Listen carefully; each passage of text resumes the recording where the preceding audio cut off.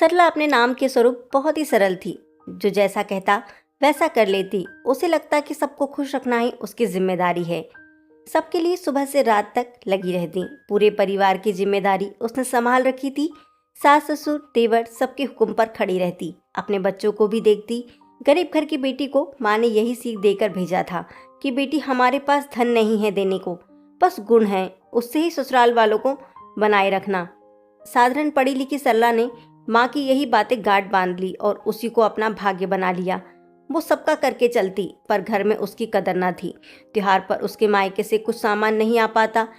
सास ससुर का मुंह चढ़ा ही रहता तो वो अपने काम से और गुणों से सबका दिल जीतने की कोशिश करती, पर उसे ताने ही सुनने पड़ते। इसी तरह सरला की जिंदगी चल रही थी। तभी देवर की शादी तय हो गई। धूमधाम से शादी हुई।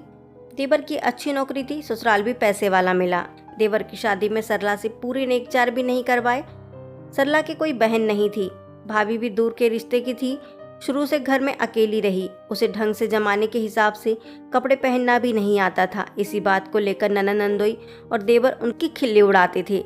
शादी में महिला संगीत में वह भी डांस करना चाहती थी। उसका भी मन था, पर उसे यह कहकर रोक दिया गया कि बाकी के रिश्तेदारों को भी मौका मिलना चाहिए। ननद देवर सरला को डांस नहीं करने देना चाहते थे। सब चाहते थे सरला कहना माने, पर सरला की इच्छा और चाहत को कोई नहीं मानता था। पूरी शादी में सरला को रसोई घर में ही लगाए रखा। सरला के पति की ज्यादा कमाई नहीं थी, इसलिए भी पूरा परिवार उसे दबा कर रखता था। उसका पति रमेश भी उसके खिलाफ हो रही नाइंसाफी को देखकर भी अनदेखा कर देता, क्योंकि अपने माता पिता को नाराज नहीं करना चाहता। उनके कारण ही इस महंगाई में उनके बच्चे पल रहे थे। वो उनके मकान में ही रहते थे ताकि हर महीने का किराया बच जाए। नई नवीली देवरानी टीना से शुरू में तो काम को हाथ नहीं लगवाया और बाद में उसने खुद ही काम नहीं किया। पैसे वाले की बेटी के सभी नखरे उठाते हैं। सरला चाहकर भी कुछ नहीं बोल पाती, उसे हर जगह दबना पड़ता। टीना की सभी शादीशुदा बहनें उसकी हिमायती थी। उसके पति देवर के हिमायती थे। पैसों वालों की तरफ सभी बोलते हैं। नंदे नंदोई को टीना जी खुलकर लुटाती, वो भी उसकी तरफ हो गए। सरला के सास ससुर भी छोटी बहू की तरफ थे। उनके लिए टीना के मायके से कुछ न कुछ भेंट आती ही रहती थी। टीना को भी कभी भी कहीं भी जाने की आज़ादी थी। वो घंटों घर से बाहर रहती, कभी मूवी देखने, कभी शॉपिंग करने, तो कभी अपनी बहनों के घर। रसोई में क्या खाना बनना है उसे इससे कोई सरोकार नहीं था। बेचारी सरला के हर जगह आने जाने पर रोक टोक थी। उसे दोपहर के खाने का पूरा काम निपटाकर शाम की चाय से पहले आना होता था। एक दिन उसे उसी शहर में अपनी बुआ के घर जाना था, पर ननद नंदोई के आ जाने की वजह से उसे रोक दिया। छोटी बहू टीना भी शाम को रसोई संभाल सकती थी, पर उसे ही जाने से रोक दिया। फिर काम कौन करेगा? उसका मन भी करता था वो भी मूवी जाए, वो भी बाजार जाकर सामान खरीदे। पहले तो उसकी नंदे बाजार जाती थी और अब देवरानी टीना घूमती फिरती रहती है। सास का कहना था कि टीना बाजार जाकर आती है, थक जाती है, वो बाहर का काम संभाल रही है, तुम रसोई का घर का काम संभालो। सरला सिर पर पल्लू लेकर रहती। वही टीना ने आते ही सलवार कमीज पहनना शुरू कर दिया। जिन बातों के लिए सरला को टोका जाता था वही काम करने की टीना को पूरी आज़ादी मिली थी। सरला के सास ससुर ने अच्छा खासा घर बनवा रखा था। घर में किसी चीज़ की कोई कमी नहीं थी। रिटायर होने के बाद भी उनकी अच्छी खासी पेंशन आ रही थी। देवर की भी अच्छी कंपनी में नौकरी लगी थी। रमेश ने साधारण सी पढ़ाई की थी। एक सेठ की दुकान में वो कम सैलरी में काम करता था। रमेश के लिए इसलिए उन्होंने ज़्यादा मुंह नहीं खोला, सरला से शादी करवा दी। सभी ससुर जी के मकान में ही रहते थे। सबको अपने कमरे मिले थे, पर देवर की नज़र पूरे मकान पर थी। वो बड़े भाई और भाभी को इस घर से निकालना चाहता था। ऊपर भी छोटे 2 कमरे बने हुए थे, उसमें किराएदार रहते थे, जो सास के तेज स्वभाव के कारण ज़्यादा टोका टाकी से दुखी होकर घर खाली कर चले गए। देवर और टीना ने भाई भाभी को घर से निकालने की कितनी बार साजिश की, पर कोई चाल काम न आई, तो टीना ने दूसरा रास्ता अपनाया। एक दिन टीना झल्लाती हुई आई, भाभी आपने मेरी सोने की चेन ली है। चोरी के इल्जाम से सरला आग बबूला हो गई। तभी टीना की तरफदारी करते हुए सास बोली, ली है तो दे दे, तेरे मायके वालों के यहाँ से सोना नहीं आया है। यह सुनकर ही सरला की हिम्मत जवाब दे गई, मेरे मायके से सोना नहीं आया, पर मैं तो आई हूँ जो पिछले कई सालों से आप सबकी सेवा में लगी हुई हूँ। सोने की चेन मैंने नहीं ली। तुम ये कैसे कह सकती हो कि मैंने ही ली है? आज आप ही तो सुबह मेरे कमरे में चाय देने आई थी, तो आपने ही ली होगी। टीना फिर बोली, बस चुप करो तुम, सरला चिल्लाई, मैं सब सहती आई हूँ, पर अपने ही घर में चोरी का इल्जाम नहीं सह पाऊंगी। साफ साफ कहो ना, आप सब मिलकर हमें इस घर से निकालना चाहते हो। मैं आज तक सिर्फ घर की खुशी शांति के लिए सब सहती रही, पर अब और नहीं। पहली बार सरला की तेज आवाज़ सुनकर सभी सकपका गए। क्यों? आखिर क्यों माँ जी? बहू के मायके से आया हुआ पैसा प्यार होता है, बहू नहीं। अब तो मैं इस घर की सदस्य हूँ, मुझे जीवन भर आप लोगों के साथ रहना है। मुझे आज भी मेरे मायके की हैसियत से क्यों आंका जाता है? अब तो मैं आपके घर की आप जैसी हूँ। मैं घर में सबका ख्याल रखती हूँ, सबके हिसाब से काम करती हूँ, ये घर भी संभालती हूँ, दिन रात किचन में लगी रहती हूँ। मेरे गुणों का, मेरे काम का कोई मोल नहीं है। आखिर क्यों गरीब के घर की बेटी की कोई इज्जत नहीं होती और वो ससुराल में मान सम्मान पाने की हकदार क्यों नहीं होती? आखिरकार बहू नहीं, पैसा ही प्यार होता है। फिर मेरा यहाँ सबके साथ रहना ही बेकार है। जब मेरे अपने ही घर में मेरी कोई कदर नहीं है तो मैं यहाँ सबके साथ क्यों रहूँ? माँ जी, आपके बड़े बेटे की कमाई कम है, आप ये जानती हैं, इसलिए उसकी पत्नी को किसी भी तरह से प्रताड़ित कर देती हैं। आपको लगता है बेचारी जाएगी कहाँ पर, यहीं पड़ी रहेगी, पर अब और नहीं। देवर जी, ज़्यादा खुश मत होइए। मैं घर छोड़कर नहीं जा रही हूँ, बल्कि हम लोग आज से ऊपर रहेंगे। यह मकान हम दोनों का है, इस मकान पर हम दोनों का हक है, तुम्हारे भैया का भी। जब तक आप यहाँ रहेंगे हम भी रहेंगे, ये हमारा भी घर है। आप लोगों के लिए काम कर करके मुझे यश सम्मान तो नहीं मिला।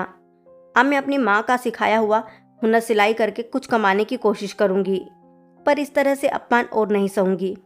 माँ जी, बहू तो मैं भी हूँ घर की। आज तक मैंने अपने सारे कर्तव्य निभाए, अपनी सारी जिम्मेदारियाँ पूरी की है। काश मेरे पति के पास अच्छा पैसा होता तो आज आप सब हमारी इज्जत करते।